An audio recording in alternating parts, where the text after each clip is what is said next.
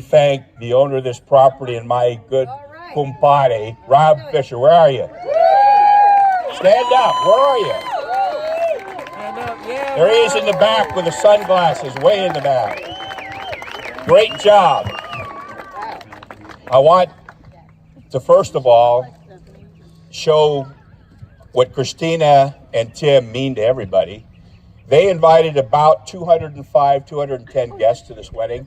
There are 181 people here. Do you have any idea how unusual that many people are to show up? You mean a lot to them, and they mean a lot to you. So thank you all very much.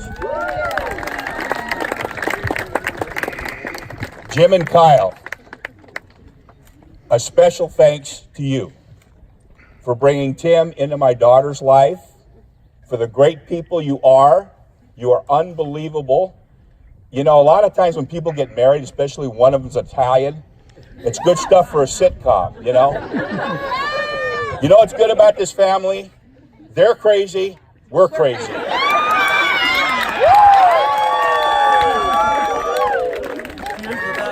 And you know what's going to happen? It's only going to get crazier.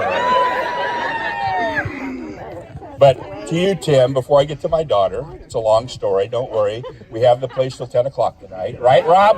10 o'clock, right? All right, that sounds good, Rob. He said, for yours in here, 10 till tomorrow morning. Tim, you're a great guy. You passed the Kataya test. Do you have any idea? That's half mafia, half cop. No, I wasn't in the mafia. Relatives were. But he passed. I'm surprised. In all sincerity, I could not dream of another person better for my daughter. So thank you. Now, before I forget, my family is here. You heard Francesca, obviously my daughter Christina. My son David's out there. My son John is out there. And I'd like to thank them and love you all very much. I'm so proud of you all.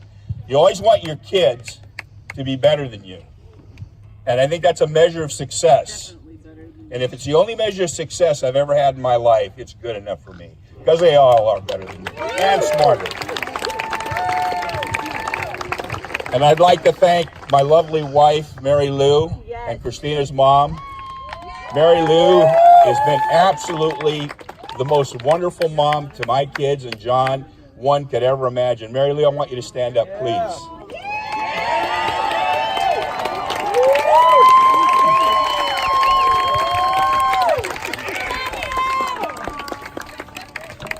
You see these? You all got one. Fork, knife. Mary Lou sat at our dining room table till 3 in the morning. I watched every World War II history thing I could to stay awake with her. And she's just fantastic. All the flowers out front, she did them. But you know who else is really fantastic is the Omi family, because I got here Thursday. Christina and I took 2 loads, and Tim took a couple of loads in my pickup. The Omi family has been there the entire time, making flowers, doing work. It's absolutely unbelievable. And I wish that I could thank you all, but I can't even remember my own name without looking at my driver's license. So, a heartfelt thank you from the Kataya family to the Omi family for your son and for all the hard work. Now, a little bit about Christina, and I'm going to just mention Francesca. She said they were partners in crime, something like that. She's right. Trust me. When you're a cop and you have kids living in the city you work in, it's really a pain in the ass. And if you don't like my French, I'm going to tell you there was a lady I pulled into their driveway. She happens to be the owner of the place. She parks behind me and says, "Who's in my effing driveway?" I said, "I am the effing guy in your effing driveway." Anyway, getting back to it. Christina was born in 47 minutes. It was a code 3 run from the house to the hospital. We just made it. She doesn't mess around. Now I'm going to talk about my daughter because she's the most courageous, beautiful individual, all my kids, but it's her wedding. So, she's the most courageous kid, and this is the serious part. Two things that bring to mind. Christina, for a little while, I'm not going to get into details, was in the hospital. She was 14 months old. The doctors came in to the intensive care, pediatric intensive care, to check her out, and the doctor tried to make her mad to see how she was. She scratched the doctor. She was 14 months old and was yelling at him. That's her. Let me tell you another very true story. She came in to work with me one day. She was riding along with me, and I said, "You want to go in and see dispatch?" And she said, "Sure." So I brought her in, put a headset on her, and we had 911, but it wasn't in the day where the addresses automatically come up. So she's listening in to phone calls. She hears this girl on the phone, and the girl's threatening to commit suicide. This is a true story. Is threatening to commit suicide. We can't figure out where she is, who she is. She says, "I know who that is. I recognize her voice." "Well, who is it?"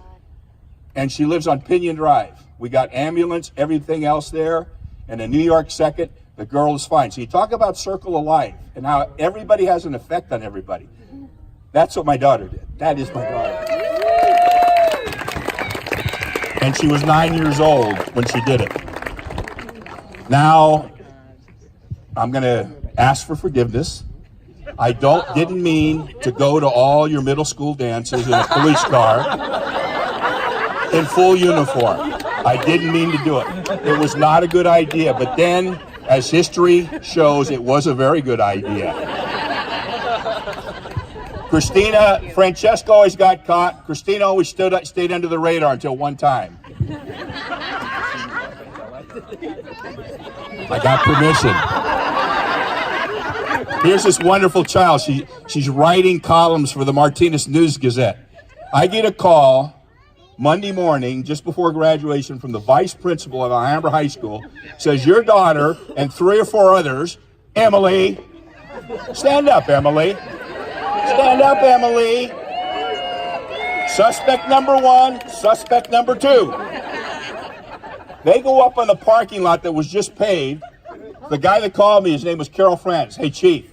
"What, Carol? What's going on?" "Well, we got problems." I said, "You got somebody on a gun on the campus with a gun?" "No.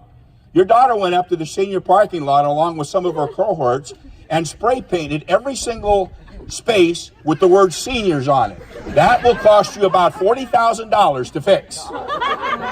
So we worked out a compromise where they went up with a power washer, cleaned it all. She writes a column in the paper apologizing. That was the end of the story. Absolutely the truth. The truth. Now, a couple of serious things, and I'll get out of your hair. Did anybody see the windmill turn and when it turned during the cemetery? I want to know how many of you saw the windmill turn during the ceremony. All right. When that happened was right when they were saying their vows. I think we all, whatever spirituality you believe in or don't believe in or whatever, to me, I'm the dad and I got the mic, so tough. To me, that is a sign, a beautiful sign. You look up, I heard the windmill, the flags, which are from Tibet, Bhutan, blessed by a monk, are flapping. The windmill is turning, and that is absolutely a sign. And for those of you that weren't paying attention, they were squeaky. It was squeaky. So, in closing, you two are absolutely beautiful. I am so happy for you both, and I'm going to be selfish. I'm happy for myself. Thank you, and thank you all for coming.